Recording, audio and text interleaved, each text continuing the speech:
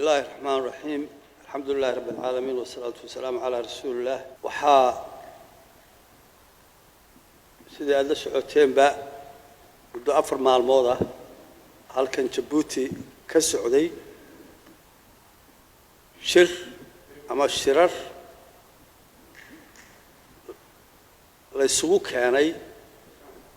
لبعض الدولة جمهورية الصومال جمهورية الصومالية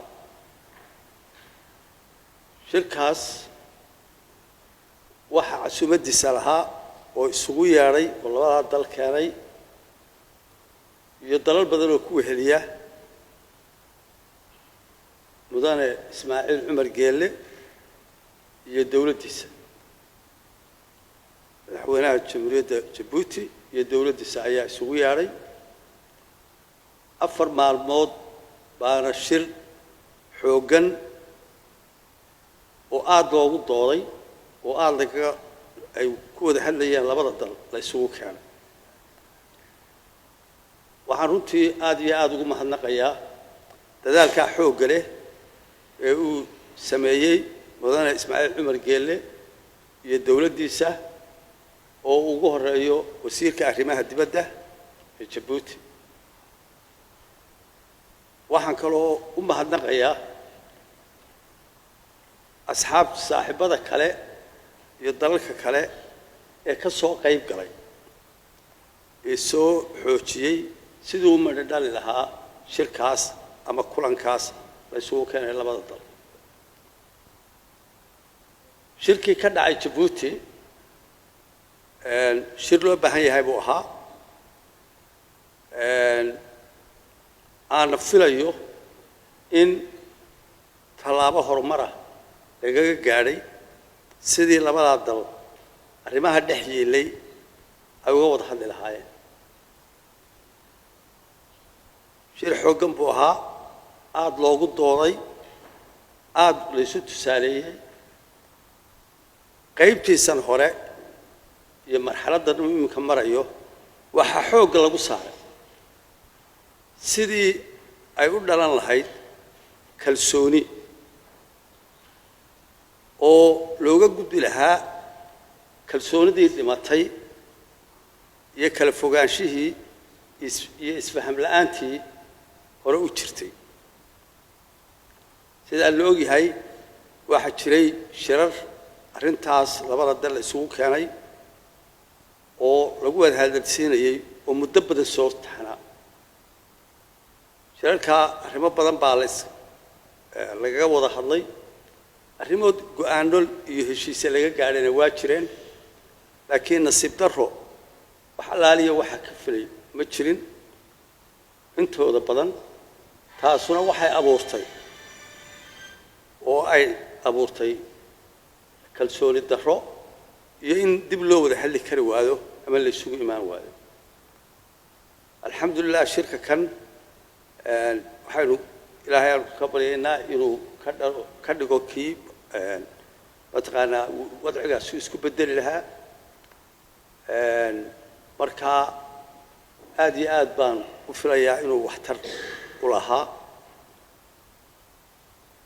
waxaa afartii maalmood oo u dambeysay afartaa maalmood laga wada hadlayay sidii kalsooni loo abuuri lahaa bal horta intaan arrimaha waaweyn ee masiiriga ah laga hadlin waxay noqotay si la isu aamino in laga wada hadlo is-aaminaadii wixii la isku aamini lahaa waxaa ahmiyadda la saaray oo xoogga la saaray arrimihii shirarkii hore lagaga heshiiyey ee socon waayey oo hirgeli waayey arrimaha oo anigu aan wax kala horjeedin intooda badan inay meel mari waayaan ay sabab u ahayd Soomaaliya oo ka warwareegtay ama ka cagajiiday in laga wada hadlo arrimaha ama sidii loogu heshiiyey loo fuliyo dabcan shirarkan doodu way adkayd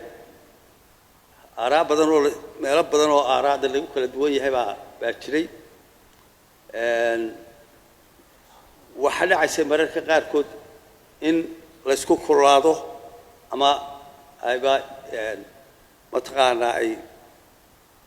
isku yaraa maxay too lagu meelaha qaarkood mararka qaarkood lagu kala boodo laakiin haddana alxamdulilah waxaanu aad ugu mahadnaqaynaa guddoomiyaha shirka oo aad ugu dadaalay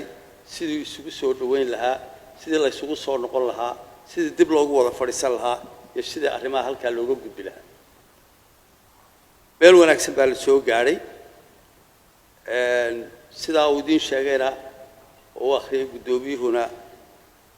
arrimaha saasaa lagu soo gebagabeeyey iyadoo ay tahay marka kalsoonida arrimahaasu ay dhammaadaan arrimaha kalsoonida lagu abuurayo in looga gudbo arrimihii masiiriga ahaa ee aakhirka lagu soo gebagabeyn lahaa Soomaaliya iyo Somaliland wixii xiriirkoodu ku dambayn lahaa mar labaad waxaanu aad ugu mahadnaqaynaa dawladda Djibouti waxaanu kaloo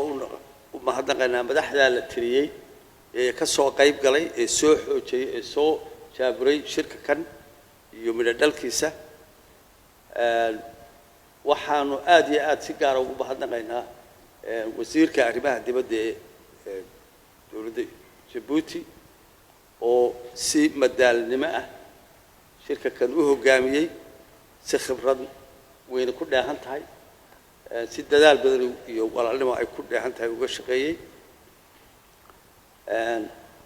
waxaan kaloo mahadnaqayaa dhammaan ka soo qayb galayaashii dhinaca Soomaaliya iyo dhinaca Somalilandba waxaan mahadnaqayaa dalalka iyo hay'adaha ka soo qayb qaatay dawladda Mareykanka